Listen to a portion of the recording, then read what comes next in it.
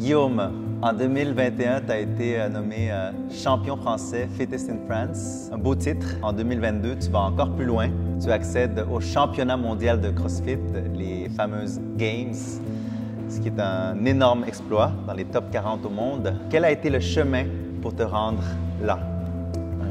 Le chemin, il a été entre guillemets long. Ça ne s'est pas passé d'un coup. J'ai commencé le CrossFit en 2016 quand j'étais marin-pompier de Marseille.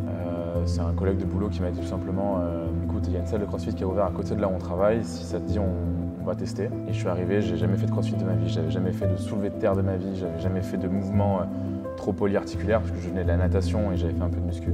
Du coup, je suis ressorti de cette séance. Je dis c'est combien, je m'inscris où? Il faut savoir que c'est 2 jours après ce WOD, je pouvais plus marcher. Je me suis dit c'est que quand même c'est un truc qui doit un petit peu fonctionner.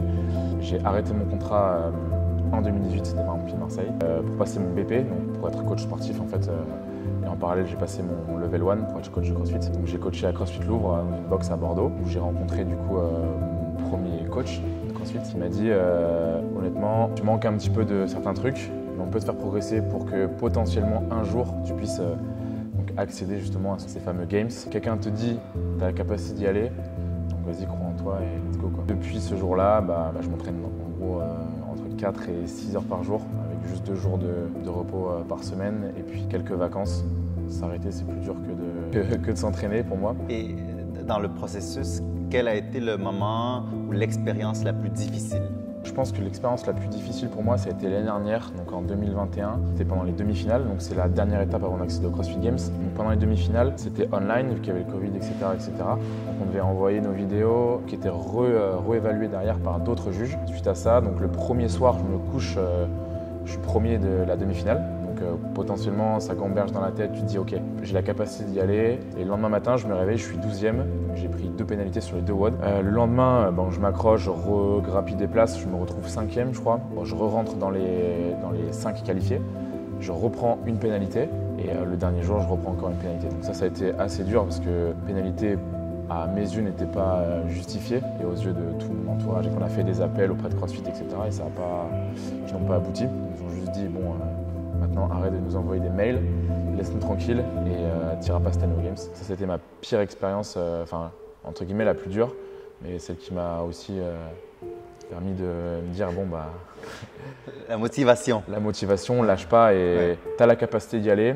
Sur le papier, ça y est, cette année, c'est pas ton tour, mais peut-être que l'année prochaine sera le tien. Et donc, après cette période difficile, quel a été le moment le plus stimulant?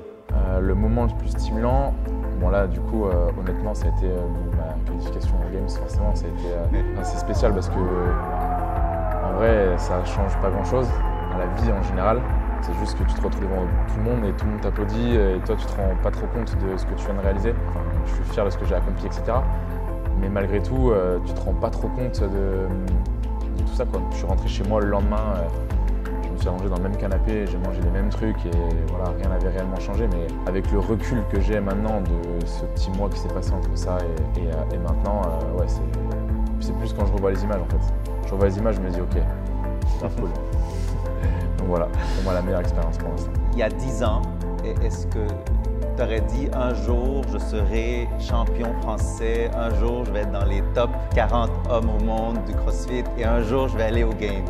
Moi j'avais 18 ans du coup, je venais juste de rentrer au bâton des marins-pompiers de Marseille et mon seul objectif à ce moment-là c'était juste de finir mes classes pour arriver en caserne et de réussir à survivre dans ce milieu-là des pompiers de Marseille. Je me serais jamais dit un jour dans ma vie je ferai partie des 40 meilleurs athlètes mondiaux.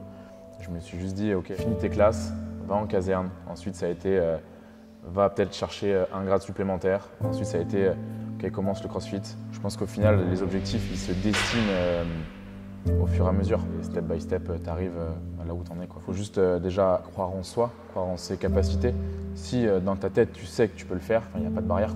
J'ai pas peur de dire que j'ai la capacité de faire ça, d'y aller. Et je pense qu'il faut juste croire en ses objectifs pour avancer.